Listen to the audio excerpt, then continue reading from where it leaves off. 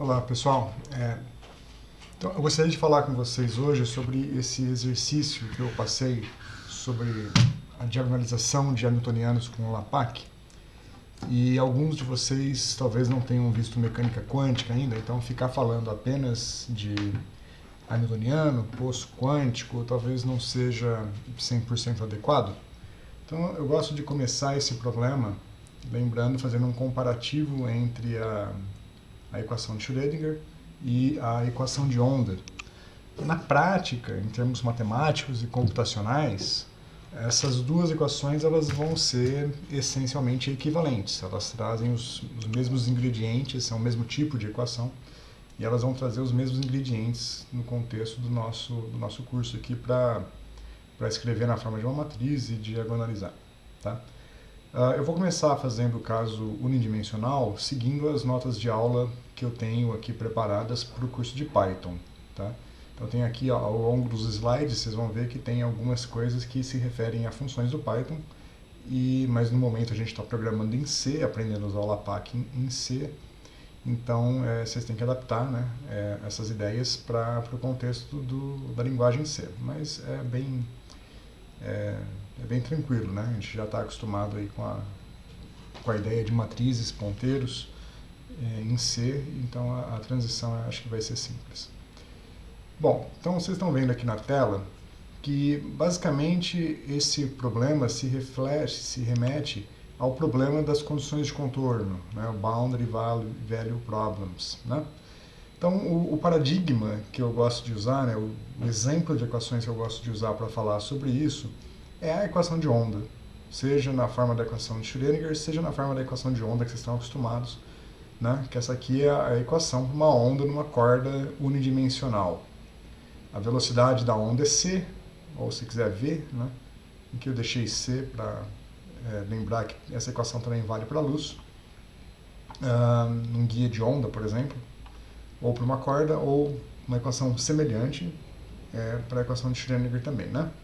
A diferença da equação de Schrödinger é que ela é complexa e a derivada é a derivada primeira, mas a gente vai eliminar essa derivada segunda aqui, fazendo uma transformada de Fourier, e aí a equação de Schrödinger independente do tempo é formalmente equivalente à equação que a gente vai resolver.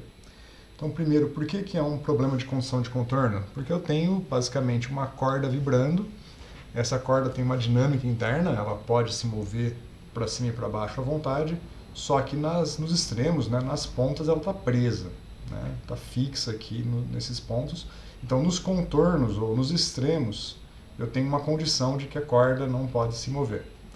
Do mesmo jeito, lá no curso de eletromagnetismo, você tem num guia de onda que existem certas condições sobre o campo eletromagnético na região da superfície de um condutor que ele tem que satisfazer, e isso estipula as condições de contorno lá no campo eletromagnético também, e você resolve equações de onda praticamente iguais a essa, só que tendo, né, mais componentes por causa do campo eletromagnético, mas tecnicamente é o mesmo tipo de equação.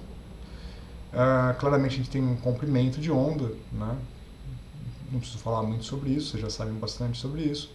E aí eu tenho as diferentes soluções. Então esse aqui é o primeiro harmônico, não tem nenhum nó interno, né? Só os nós do contorno.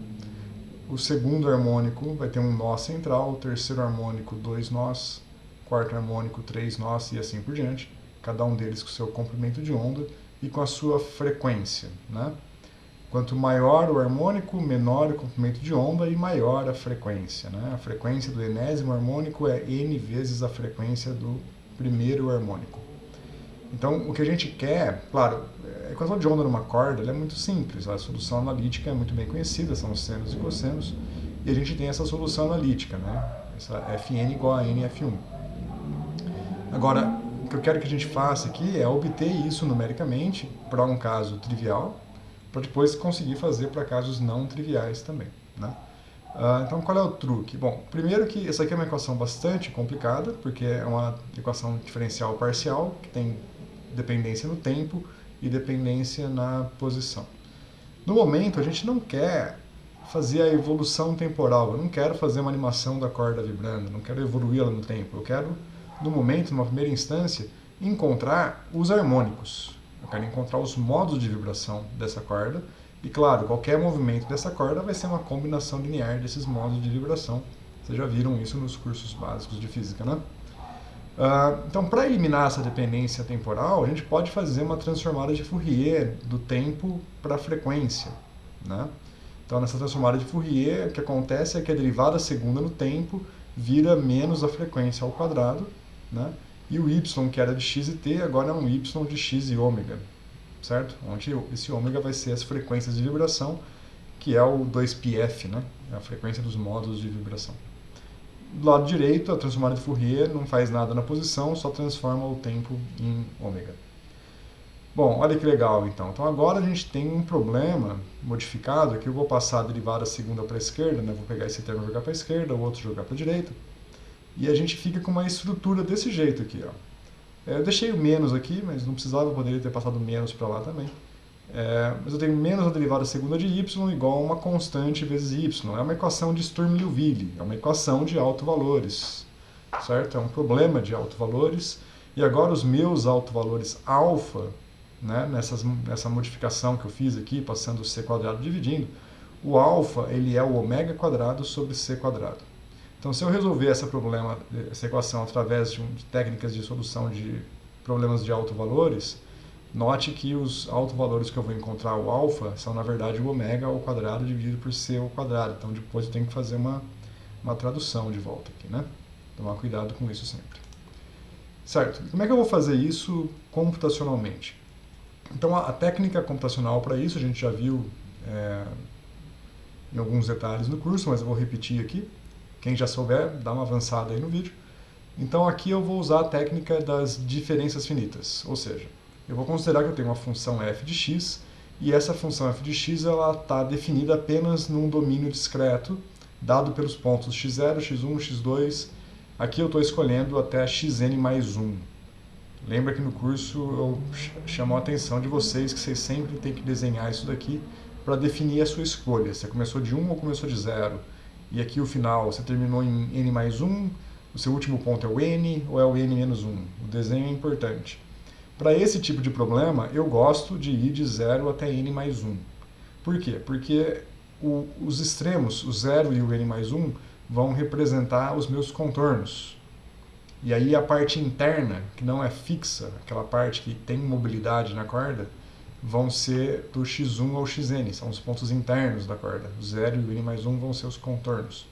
Então isso facilita para mim a minha identificação dos pontos. Meus pontos reais, meus pontos que não são fixos, vão do 1 ao n. Por isso que eu gosto de começar de 0 e ir até n mais 1 neste caso.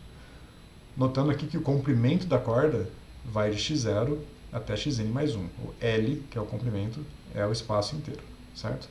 Então essa função f de x está definida só nesse domínio discreto, só nesses pontos. E então eu posso pegar um ponto xj qualquer e parametrizar ele na forma x0 mais j dx. E como a gente viu aqui no desenho que o xn mais 1 tem que ser igual a L, tem que ser igual a x0 mais L, isso me define quem é o ΔX. Então, se eu comparar essas duas equações, essa para um j qualquer, essa para j igual a n mais 1, comparando as duas, eu vejo que nesse caso o ΔX é L sobre n mais 1. Ok. Certo, então isso aqui definiu para a gente o domínio, e agora vamos fazer o seguinte, a ideia do método de diferenças finitas é o que está aqui, essa é a essência do método. Então eu vou fazer uma expansão em série de Taylor dessa função f, mas é uma expansão um pouco diferente. A gente está acostumado a ver essa expansão em série de Taylor, uma expansão de f de x para x perto de zero, uma expansão de f de x para x perto de a. Né? Aqui é diferente, aqui eu vou fazer uma expansão da função f de x mais ΔX no limite em que ΔX vai a zero, onde que ΔX é a diferença entre os meus dois pontos discretos, entre quaisquer dois pontos discretos. Então a minha variável que vai a zero é o ΔX e não o x, como a gente está acostumado. Ou seja, então o que eu quero fazer? Então, se o ΔX vai a zero, a minha expansão em série de Taylor é a função calculada em ΔX igual a zero, que é só o f de x, né? Põe ΔX igual a zero aqui, mais essa função, a derivada dela, calculada em ΔX igual a zero. Então é ΔX vezes a derivada calculada em ΔX igual a zero, então sobra só o x ali dentro. E aí os termos de ordem 2, mais ΔX ao quadrado sobre 2, segunda derivada calculada em ΔX igual a zero, mais ΔX sobre 3 fatorial, terceira derivada calculada em ΔX igual a zero, mais correções de ordem quarta. Vou parar aqui em ordem 3. E faço a mesma coisa para a função f de x menos ΔX. Então, isso aqui vai dar a função calculada em ΔX igual a zero, menos, por causa do sinal que aparece aqui, a derivada calculada em ΔX igual a zero e assim por diante, semelhante ao que está ali em cima. Até correções de ordem quarta. Por que isso aqui é interessante? Porque agora eu posso combinar essas duas coisas, né? Que tipo de combinação que eu posso fazer? Bom, eu posso imaginar uma situação em que em vez de parar em ordem quarta, eu paro em ordem 2, jogo fora a ordem 2 para frente, ou seja, eu só me concentro nesses primeiros termos aqui, certo? Se eu subtrair a função de cima da função de baixo e parar aqui, né, truncar a minha expansão no termo de primeira ordem, eu obtenho uma expressão para a derivada primeira, se eu isolar aqui, certo? Agora, se eu carregar a minha expansão até a segunda ordem, então esquece o termo de ordem 3. E aí eu somo essas duas equações, a derivada primeira cancela, e eu consigo achar uma expressão para a derivada de segunda ordem, para a segunda derivada, né? Perceba que quando eu somo, na verdade, o termo de ordem 3 cancela, né? Isso é interessante para ver em que ordem que eu estou perdendo informação. Esse tipo de detalhe de análise da ordem, eu falo um pouco no meu livro sobre introdução à física computacional, se alguém quiser complementar essa discussão, tem lá, tá? Bom, então se vocês fizerem esse procedimento que eu falei agora, somar, deixa eu voltar aqui, se você somar essas duas equações aqui e jogar fora tudo que é de ordem 4, vai cancelar a derivada de primeira ordem, né? Essa e a terceira ordem também, esse termo cancela exatamente com esse. E aí eu consigo, né, depois de somar essas duas equações, isolar o termo de segunda ordem. Quando eu faço isso, eu obtenho esta expressão para o termo de segunda ordem, e aqui eu já estou aplicando uma notação que Fn é a função f de x calculada em xn. Então, f1 é a função calculada em x1, f2 é a função calculada em x2, fn a função calculada em xn. Então, é facinho chegar nessa expressão, só fazer o que eu acabei de falar, somar as duas equações lá. Então, a derivada segunda, na forma discreta, é isso daqui. Vocês estão acostumados com a derivada primeira na forma discreta, né? Lá em qualquer curso de laboratório de Física 1, vocês viram isso, né? Você tem uma curva que é calcular a derivada da curva, né, experimental. Você pega o ponto da frente menos o ponto de trás, dividido pela distância entre os pontos, isso te dá uma aproximação para a derivada primeira, tá? Aqui é semelhante. Para a derivada segunda, você pega o ponto de trás, o ponto da frente, menos duas vezes o ponto central, divide pela distância ao quadrado, e você tem ali a aproximação para a derivada segunda. É basicamente isso que a fórmula está nos dando. Ótimo. Então, essa é a essência do método de diferenças finitas, é representar a derivada segunda numa forma discreta. Ou a derivada primeira, mas nesse caso a gente está interessado na derivada segunda. Ok. Então, o que a gente faz aqui? Eu vou pegar e vou aplicar essa regra para os pontos internos. Então, eu vou pegar aqui o f, a derivada segunda f duas linhas, e vou calcular, vou expressar este cara aqui para o n igual a 1, para o n igual a 2, para o n igual a 3, só para os pontos internos, então do 1 até o n. É o que eu faço aqui. Então, veja, o f1, se acompanhar aqui, o f1 vai ser o f0 menos duas vezes o f1 mais o f2, dividido por ΔX ao quadrado. O f2 vai ser o f1 menos duas vezes o f2 mais o f3 e assim por diante. Então, eu tenho esta relação aqui. Bom, ótimo. E daí? O que eu faço com isso? Bom, veja que agora eu tenho uma série de equações acopladas, né? A derivada segunda em 1 depende de f0, f1 e f2. Esse depende de f1 e f2, que é comum aqui. Então, para cada uma dessas equações, eu tenho, né, uma lista de equações aqui. Eu posso pegar elas e escrever do jeito que eu coloquei aqui, numa forma matricial. Então, imagine que essa derivada segunda, né, ela está atuando numa função discreta, e a maneira com que isso é feito é através dessas relações. Tá? Então, veja, esta equação aqui, ó, ela está representada aqui. Vamos ver? Olha só. Vamos seguir aqui. Ó. menos 2 vezes F1, fazer o produto da linha vezes a matriz. Esquece essa barra vermelha aqui por enquanto, tá, gente? Depois eu vou falar sobre ela. Então aqui eu tenho menos 2 vezes F1, mais 1 vezes F2, e aí sim aqui mais F0. Esse F0 está para completar esse cara aqui, tá? Só nos extremos vai acontecer isso, eu já falo por quê. Agora se eu pegar a segunda equação, eu tenho 1 vezes F1, menos 2 vezes F2, mais 1 vezes o F3, que vai ser o próximo aqui. Dá exatamente essa equação, dividido por ΔX², que está aqui fatorado, tá?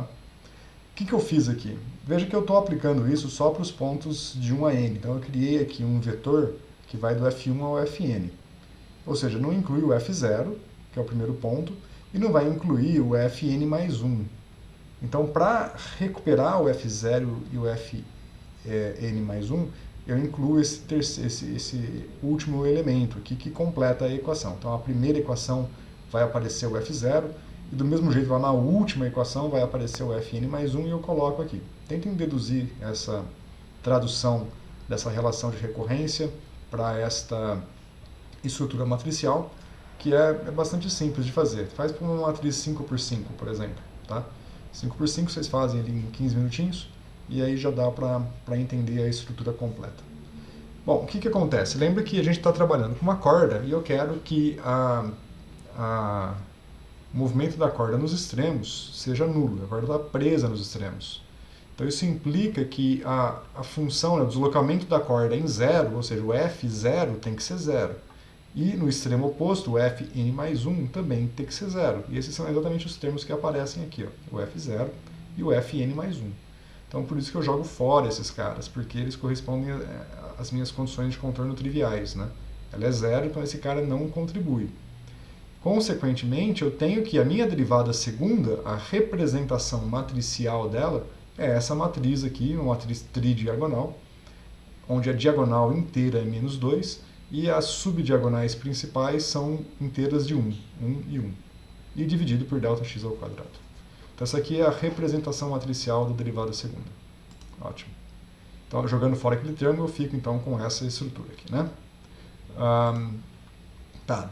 Então, no curso de Python lá de introdução, eu costumo passar essa tarefa, sugiro que vocês façam também, que é fazer a mesma coisa, começar lá da expansão de série de Taylor, procurar como que eu faço a soma e subtração, para representar agora a derivada primeira na forma matricial, através desse método de diferenças finitas, e para a derivada primeira, vocês vão ter três opções.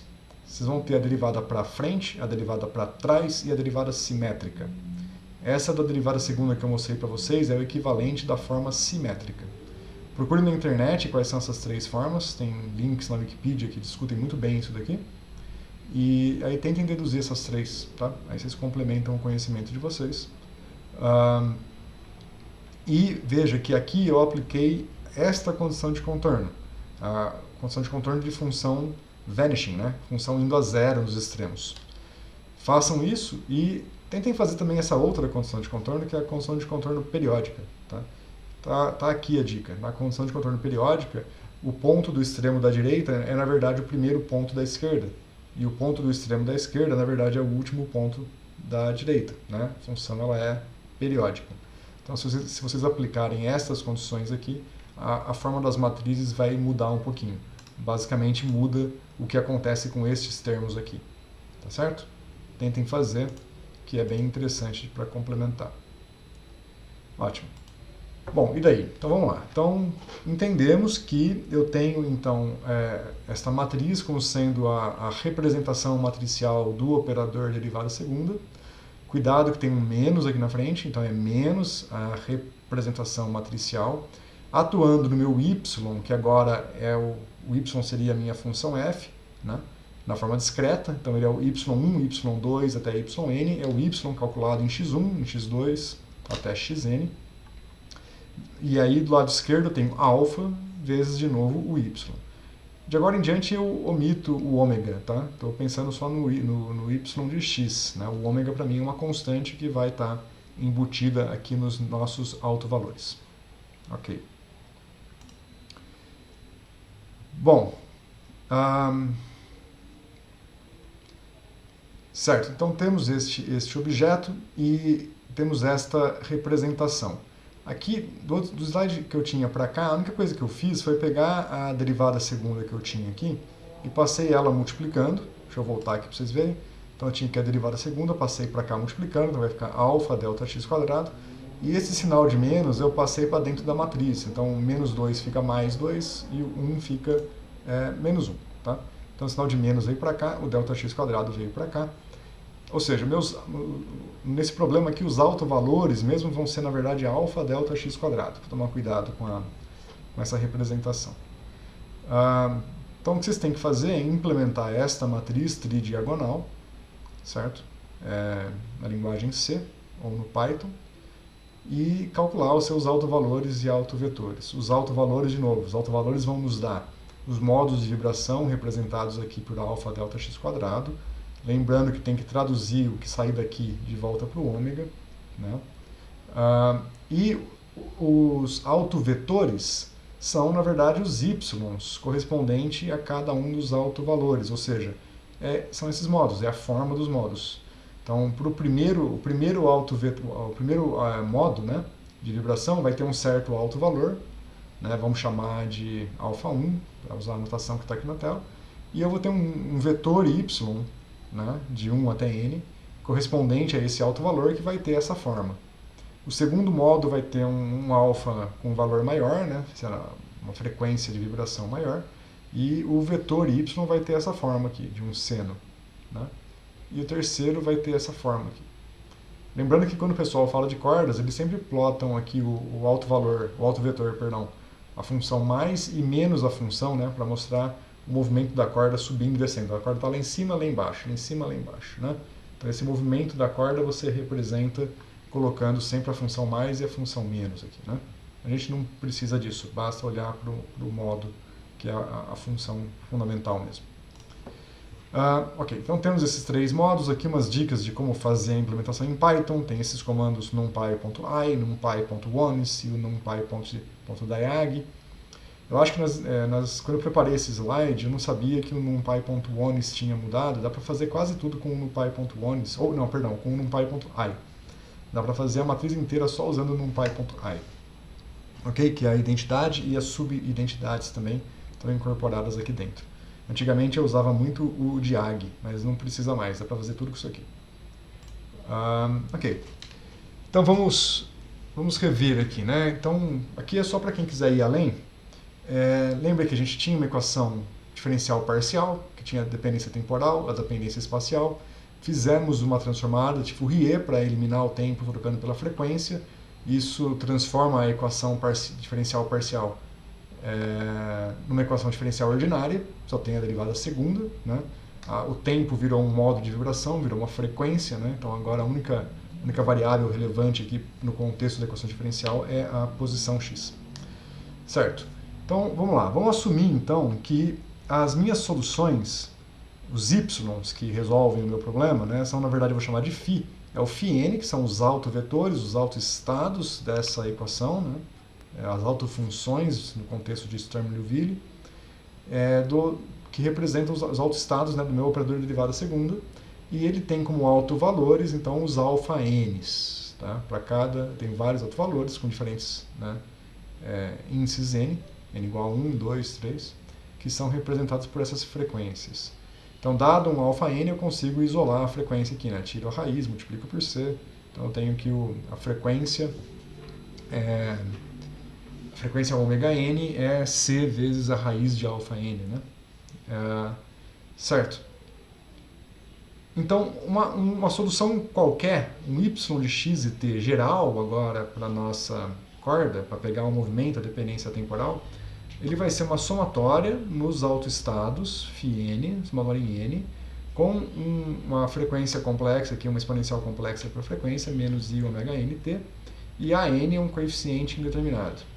É fácil você pegar isso daqui, jogar nessa equação e verificar que ele satisfaz essa equação exatamente. Tá? Então, sabendo os autovalores, ômega n's, e os autovetores, φn, você pode reconstruir a evolução temporal da sua função através dessa expressão. A única coisa que falta é determinar quem são os coeficientes a n. Então, para você determinar eles, você precisa saber qual é a condição inicial. Um T igual a zero, qual era o formato da sua corda? Basicamente, para a corda vibrar, eu primeiro tenho que puxar ela, dar um formato inicial. Quando eu solto, aí ela começa a vibrar. Então, esse formato inicial que eu dou, eu chamo de y de 0 e de x, alguma função, certo? Pode pensar na função que você quiser. E ela representa, então, o y de x e t igual a zero, é a condição inicial. Se eu sei isso daqui, então, os coeficientes a, n, eles vão ser, na verdade, simplesmente a integral do meu y0 pelo meu autoestado, pela minha autofunção φn. Aqui eu coloquei um DAGA, porque na quântica vai aparecer esse complexo conjugado, né? Só para a gente lembrar. Aqui no nosso caso é tudo real, então estou colocando aqui à toa, não precisava. Mas na quântica vai ser o φ-DAGA que aparece aqui. Então essa integral aqui me daria os coeficientes a n em termos da minha condição inicial. Então se vocês quiserem fazer uma animação, vocês precisam passar por este processo para ver de fato o movimento da corda. Um trabalho interessante de fazer, tá? Se alguém quiser, eu ajudo depois. Tá. Então vamos agora ver a equação de Schrödinger, né? Então a equação de Schrödinger, ela representa a evolução temporal na mecânica quântica, mas aqui eu vou trabalhar com a equação de Schrödinger independente do tempo, ou seja, é equivalente ao já ter feito a transformada de Fourier. É a mesma coisa, tecnicamente, é a mesma coisa da equação da corda. Então só pensa que eu já fiz a transformada de Fourier, não estou nem falando de tempo aqui, só quero achar os modos de vibração, que são as nossas funções de onda, e as frequências, que são as nossas energias. Tá? Pequenos detalhes que eu estou omitindo aí por trás, mas essencialmente é isso. Então a equação de Schrödinger independente do tempo, ela é isso daqui, né? Menos h barra sobre 2m, derivada segunda da função, mais v vezes a função, igual a energia vezes função. Então veja que se você ignorar o potencial, é exatamente a mesma equação que a gente tinha antes. Umas constantes, que constante é constante, né? A gente absorve ela em algum lugar depois. Um operador derivada segunda atuando numa alta função, igual a um alto valor atuando numa alta função. Então é a mesma equação. O que muda agora é esse potencial. Para simplificar nossa vida, vamos trabalhar com unidades, chamadas unidades atômicas. Então, h barra igual a 1, massa igual a 1. Só para simplificar nossa brincadeira aqui. Já vimos a expressão do operador derivada segunda, está lá atrás, é a mesma coisa, é a mesma história, só que agora em vez de y é φ, ou em vez de f é o φ. Então eu tenho φ1, φ2 até φn, exatamente a mesma coisa. Só que agora eu tenho que ver como que o v atua em φ. O v ele é um operador local, né? Ele depende de x, assim como o φ depende de x. Então se vocês escreverem isso daqui na forma discreta, né, eu vou ter aqui um v de xi atuando em φ de xi, ou se eu usar aquela notação mais compacta, vi φi, né? Usando o índice para indicar em qual ponto x ele está atuando, vi φi. Então esse conjunto de equações, incorporar esse vi φi lá nas equações, vocês podem fazer isso também na dedução lá, soma ao operador de derivada segunda as equações da relação de recorrência, soma um v, e vocês vão ver que vai aparecer essencialmente o v na diagonal, né? Pensa nas equações, aí a primeira equação vai ter um v1 φ1, a segunda um v2 φ2, a terceira um v3 φ3, a última um vn φn. Então o complemento lá na nossa equação dado pelo potencial V é simplesmente somar ele diretamente na diagonal, certo? Se a gente colocar o V igual a zero, a gente vai recuperar exatamente o mesmo problema que antes, mas vamos tentar outros casos, por exemplo, vamos tentar um potencial parabólico. Esse potencial engraçadinho aqui, ele é legal, porque é como se fosse uma dupla barreira, fácil de implementar, porque o seno é fácil de implementar, né? E aí você tem que ficar brincando com as intensidades K, com a intensidade V0, ver o que acontece, né? Aqui, implicitamente, eu estou usando a condição de contorno de função de onda indo a zero nas bordas, que seria o caso do poço infinito, né? Do poço confinado. Ótimo. Se eu resolver esses três casos, eu vou ter essas figuras aqui, tá? Então, para o V0 igual a zero, as soluções são iguaizinhas às da corda. O que eu estou fazendo aqui de diferente é o seguinte: a linha reta, ela representa as energias, que são os autovalores, né, os modos de vibração, né?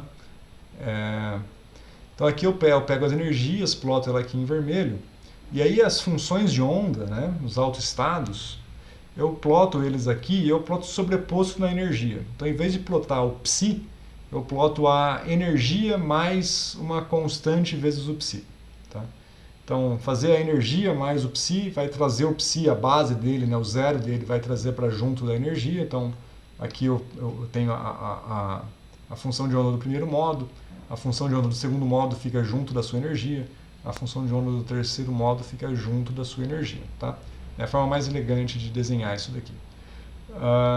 Só que, como esse eixo é energia, e função de onda, o eixo y não é energia, né, é a função de onda, para que o gráfico fique bonito, eu tenho que multiplicar o psi por alguma coisa, só para escalar, para a escala ficar uma conversão de escala, né? Então, o plot que eu faço aqui é sempre a energia e um segundo plot que é a energia mais uma constante vezes a função de onda. Aí essa constante você tem que ir testando, põe um valorzinho lá, vai aumentando, diminuindo até o gráfico ficar bonito, tá? Não, é uma conversão de escala, não tem um valor correto, você tem que ir testando. No caso do potencial quadrático, esse aqui é o potencial, né? Eu plotei aqui o potencial. Aí eu tenho os modos aqui, né? Lembrando que a solução analítica desse daqui é n mais meio h barra ômega, né? Onde o ômega é dado em termos do k. Então tem aqui os modos e as funções de onda. Por causa do confinamento, elas estão presas aqui dentro do potencial, né? É a gaussiana vezes os polinômios de Hermite na solução analítica. Então você tem aqui essas três. Então veja que plotar desse jeito, né, a energia e depois a energia mais a função de onda com um coeficiente para ajustar a unidade, deixa bem elegante, que você consegue ver as coisas tudo num plot só. E esse é o último caso, que o potencial v de x tem esse formato aqui, tá? Que fica uma espécie de poço duplo, como se fossem dois poços parabólicos, né? Pensa que tem essa parábola aqui, é como se eu tivesse um poço parabólico aqui e um poço parabólico aqui, tem uma estrutura interessante. Esse daqui eu coloquei só por curiosidade. Se vocês implementarem estes dois aqui, eu já estou satisfeito. Já é bastante interessante. Tá ok, gente? Espero que isso aqui ajude vocês a fazer esse exercício, né, em C, usando o LAPACK. E aí o que eu quero que vocês façam para complementar é o seguinte. Aqui eu estou usando cerca de 100 pontos para fazer a discretização do meu espaço e obter esses resultados. Como a gente está fazendo um curso de computação de alto desempenho, eu quero que vocês variem esse número de pontos e pode aumentar, 1.000, 10.000 pontos. Matrizes tridiagonais são bem rápidas de diagonalizar, então pode pôr valores bem altos. E aí faz o gráfico do tempo que demora para diagonalizar essas matrizes como função do tamanho da matriz. Tá? No problema unidimensional isso acaba sendo muito simples, né? Então deixa eu complementar aqui o que a gente está conversando. E eu vou falar um pouco agora sobre o caso bidimensional. Deixa eu só ver o tempo que está aqui de apresentação, deu meia hora mais ou menos agora, então vamos um pouquinho mais aqui. Então eu vou mudar agora, em vez de trabalhar aqui nas apresentações, nos slides, deixa eu fechar aqui, e eu vou abrir as minhas notas aqui no tablet, ok? Então vejam, eu quero fazer agora a mesma análise, mas digamos que em vez de diagonalizar um poço quântico, então o que a gente fez aí foi basicamente, né, encontrar os modos de vibração em um poço quântico unidimensional. Então eu tenho certas soluções ali, igual a gente acabou de ver no desenho. Tem um modo de vibração que é uma função de onda aqui, e um outro que é uma função de onda aqui. Então esse aqui é o caso unidimensional. Para o caso unidimensional, veja, se eu tenho uma matriz, se eu discretizo o eixo x, né, com n pontos,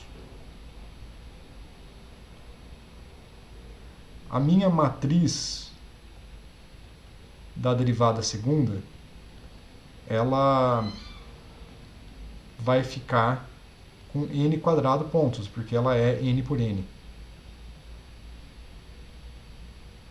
Então veja, se o meu n é 100, o meu n quadrado, a minha matriz, né, ela vai ser 100 vezes 100, vai ser 10.000. Ok? Ou vamos pôr aqui 10 a quarta, né? É um tamanho razoável, mas lembra, ela é tridiagonal, então tridiagonal é fácil. Então, uma matriz 100 por 100, desculpa, a matriz ela é 100 por 100, né? mas o número de elementos na matriz é 10 a quarta. Deixa eu voltar atrás aqui, isso aqui não, esse valor não interessa tanto. Vamos lá, então a matriz 100%, se o n é 100, né? Se o n é 100, a minha matriz ela é 100%. Como é que fica essa brincadeira se eu quiser resolver o caso bidimensional agora? Uma equação bidimensional. Se eu tiver, o que seria o caso bidimensional? Se eu estiver pensando na corda, eu não tenho uma corda bidimensional, mas a gente tem uma membrana. Então imagina que você quer pegar uma membrana, para facilitar a nossa vida, vamos pensar numa membrana quadrada, então imagina uns fios de arame, né?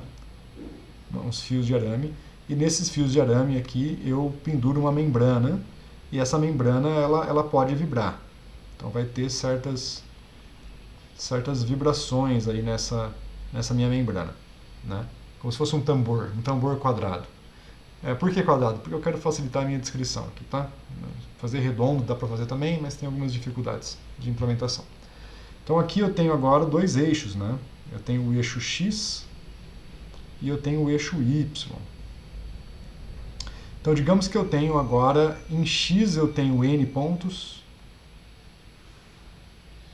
e em Y eu também tenho N pontos. Eu quero mostrar para vocês agora que na minha matriz, que vai representar o operador derivada segunda em x mais derivada segunda em y, ela vai ser uma matriz n ao quadrado por n ao quadrado, e o pior que isso, ela não vai ser tridiagonal, ela vai ser uma matriz um pouco mais feia, tá? Não vou mostrar a matriz inteira aqui não, só quero mostrar a ideia para vocês, e depois mais para frente a gente discute como construir essa matriz apropriadamente. Então veja que se o meu n é 100, a minha matriz agora, brincadeira, ficou feia. A minha matriz ela é 10.000 por 10.000. 10 a quarta por 10 a quarta. Vou mostrar o porquê disso já. Mas perceba que engraçado, né? Porque a gente partiu de um problema em uma dimensão, 100 pontos era tranquilo, uma matriz 100% a gente diagonaliza num instante, é muito fácil, ainda mais por ser tridiagonal.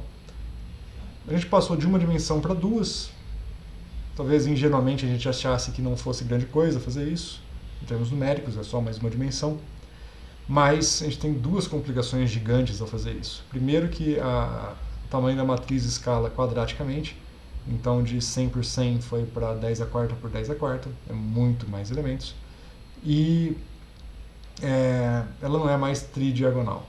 Então, ela tem uma estrutura de bandas ainda, mas ela é bem mais complicada, né? Não dá para usar mais a estrutura tridiagonal para trabalhar. Veja, uma outra coisa interessante de analisar é a memória. Se eu tenho uma matriz 100 por 100, isso são, pensando em matriz de floats, tá? Isso vão ser 10 a quarta elementos. Cada elemento, esse é um float, né? E a gente sabe que um float ocupa 32 bits. 32 bits são 4 bytes. Né? 4 vezes 8, 32. Ou seja, se eu tenho 10 a quarta elementos do tipo float, cada elemento ocupa 4 bytes, essa minha matriz, ela ocupa, né, 4 vezes 10 a quarta bytes. Bom, mas 1024 bytes é 1 kilobyte, né? Vamos esquecer esse 1024, vamos pensar em 1000, né? Então 10 ao cubo bytes são 1 kilobyte. Então essa matriz está ocupando aí aproximadamente 40 kilobytes. Bom, lindo, maravilhoso. Então aqui, veja, aqui seria uma matriz completa, não estou nem pensando na forma tridiagonal, porque a forma tridiagonal ocupa muito menos espaço, né? Se ela fosse uma matriz completa, né, tivesse que preencher todos os elementos, não estivesse usando a estrutura tridiagonal dela, ela ocuparia 40 kilobytes. Tô nem aí, 40 kilobytes tem em qualquer lugar. Agora, se eu for para a nossa matriz, do caso 2D, que é 10 a quarta por 10 a quarta, opa, peraí, agora ela tem 10 a 8 elementos. 10 a 8 elementos, quanto que isso vai dar? Bom, cada elemento é 4 bytes, então vai dar 4 vezes 10 a 8 bytes. Ok. Quanto que isso vai dar em uma unidade um pouco mais adequada? Então, 10 ao cubo bytes é 1 kilobyte, 10 à sexta é megabyte. Então, sobrou aqui 400 vezes 10 à sexta, então 400 megabytes. Olha que transição engraçadinha, né? De novo, escala quadraticamente, escala rápido o tamanho das coisas, né? Então de 40 kilobytes, que estava tranquilo, agora eu estou indo para 400 mega. E eu ainda estou discretizando o meu espaço, cada dimensão em 100 pontos. 100 pontos não é nada. Para fazer cálculos reais, a gente pode querer aí discretizar o nosso espaço em 1000 pontos. Aí a brincadeira, a matriz vai ficar gigantesca, tá? Então, para resolver esse problema em 2 dimensões, a gente pode trabalhar com matrizes esparsas, onde a gente não armazena, de fato, a nossa matriz ela é altamente esparsa, né? A tridiagonal é um caso extremo, seria o ideal, né? Só tem a diagonal principal e a subdiagonal, então a gente só armazena aqueles elementos, mas ainda mais interessante é quando você vai para 2D, a matriz ela é gigantesca, 10 a quarta por 10 a quarta, mas a maior parte desses elementos é zero. Então não tem que armazenar tudo. Basta armazenar os elementos finitos e eles são pouquíssimos, tá? Comparado com esse 10 a 8 aí, quase perto disso, quase nada é diferente de zero. Então usar matrizes esparsas resolveria o problema, ajudaria bastante. Ou a gente pode procurar outros métodos. Em vez de trabalhar com o LAPACK para diagonalizar matrizes, a gente pode resolver esse mesmo problema usando técnicas de transformada de Fourier no espaço real também, tá? Então tem várias maneiras de resolver esse mesmo problema. Deixa eu falar agora, para fechar então, por que a matriz, no caso bidimensional, toma essa forma n ao quadrado por n ao quadrado. Veja, agora o nosso hamiltoniano, eu vou usar aquela unidade h barra igual a 1, m igual a 1. Então ele é meio da derivada segunda em x mais a derivada segunda em y. E a equação que eu quero resolver é o h atuando numa função de xy igual a e φ de xy.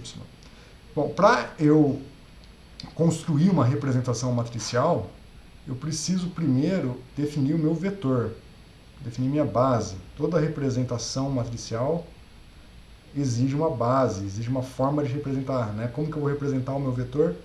Né? A definição da base implica a representação matricial do operador. Matricial. Então, isso é feito da seguinte forma. Então veja, o meu eixo x, naturalmente, eu vou discretizar ele numa estrutura que eu vou chamar de xi, e do mesmo jeito o meu eixo y eu vou chamar de xj.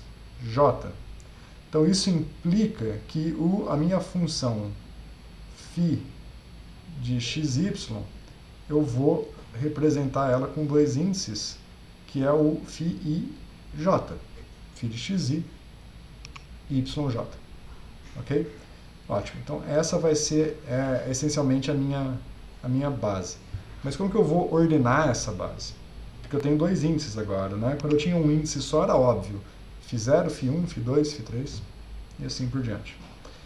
Agora, veja, é um pouco mais complicado, porque eu posso pensar que o meu φ e j, ele, na verdade, é uma representação de um espaço bidimensional Então eu tenho aqui o ponto, digamos, o ponto 0, 0, eu tenho o ponto 1, 0, o ponto 2, 0, variando o eixo x só, né? E vou ali até o φ n mais 1, 0, variando o eixo x. Então esse aqui é o meu eixo x. E aqui eu vou variar o meu eixo y para baixo. Então aqui é o φ 0,1, o φ 0,2 e assim por diante. E aqui eu tenho o φ 1,1, o φ 2,1 e assim por diante. Aqui o φ 1,2, né? E por aí vai. Aqui o φ 2,2 e tá aí vai. Então veja, eu tenho uma estrutura bem mais complexa. Isso não é um vetor, isso é uma matriz. Então eu tenho que escolher como que eu vou organizar esse vetor. Então é muito parecido com aquela brincadeira de co-major ou row major, né? Vamos optar aqui para seguir a construção desse vetor nessa forma aqui, ó. Eu sigo primeiro a linha, né, o row major, aí eu desço aqui, venho para cá, desço aqui, venho para cá. Então essa vai ser a minha estrutura de construção desse vetor. Então o meu vetor φ que eu vou usar para representar a minha equação de Schrödinger, vamos chamar assim vetor φ, ele vai ser uma estrutura que eu vou começar lá do φ 0, 0, aí eu vou para o φ 1, 0, tarará, até acabar a linha, depois eu volto para o φ 0, 1, φ 1, 1, φ 1, 2 e vou seguindo esta estrutura. E veja, o que eu tenho aqui? Eu tenho n elementos em cada linha e eu tenho n colunas.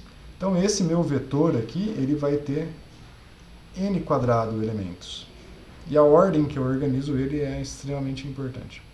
Então se o meu vetor tem n quadrado, né, a minha matriz, né, do hamiltoniano, né, ela vai ser necessariamente n quadrado por n quadrado, porque aí ela atua num φ que tem tamanho n quadrado e retorna a energia vezes o φ que também tem tamanho n quadrado. Então, pegar aí a regra de multiplicação de matriz vezes vetor, vocês veem que está satisfeita. Então, o caso bidimensional tem várias complicações por causa disso. Tá? Não estou dando detalhes de como fazer essa construção aqui da matriz nessa primeira discussão. Depois a gente pode ver. Se a gente estivesse trabalhando no Python, teria uma forma muito fácil de construir isso, que é utilizando o produto de Kronecker, que é o produto direto entre matrizes. Tá? Eu teria as representações da derivada segunda só no eixo x, a derivada segunda só no eixo y, e depois um produto direto dá conta de construir essa matriz com um certo ordenamento. Para fazer a mesma coisa em C não é tão fácil, porque a gente não tem essa estrutura matricial em C, a gente tem que basicamente compor do zero, certo? Mas tem alternativas, tem maneiras de fazer isso, não é tão difícil, tá? Mas tem que fazer uns loops e tem umas estruturas aí práticas de fazer essa brincadeira. Mas insisto, em duas dimensões talvez representar a matriz n quadrado por n quadrado e tentar diagonalizar ela, talvez não seja a melhor maneira de resolver o problema, tá? Porque a matriz vai ficar grande demais e às vezes não é isso que você quer. Então tem outras abordagens para o processo de diagonalização se a gente quiser trabalhar com problemas bidimensionais. Bom, por hora, o que a gente precisa é aprender a diagonalizar as matrizes e entender como que a complexidade dela cresce com o tamanho. Então a tarefa de vocês é aprender a usar esse LAPACK e, como eu disse antes, fazer o gráfico do tempo de diagonalização como função do tamanho da matriz. Vai dar uma certa curva, e aí eu quero saber, essa curva ela é n ao quadrado, n ao cubo? Que função que descreve essa curva? Você consegue fazer um fit, né? Talvez fazer o gráfico log-log para ver qual é o coeficiente angular da reta que vai aparecer e descobrir qual é a potência que descreve o tempo de execução como função do tamanho da matriz. Certo? Essa é a brincadeira desse exercício. Espero que esse vídeo ajude vocês a completar os exercícios com mais facilidade. Beleza, gente? Então, por hoje é só. Mais pra frente eu falo sobre o problema bidimensional para a gente tentar avançar um pouco mais. Falou!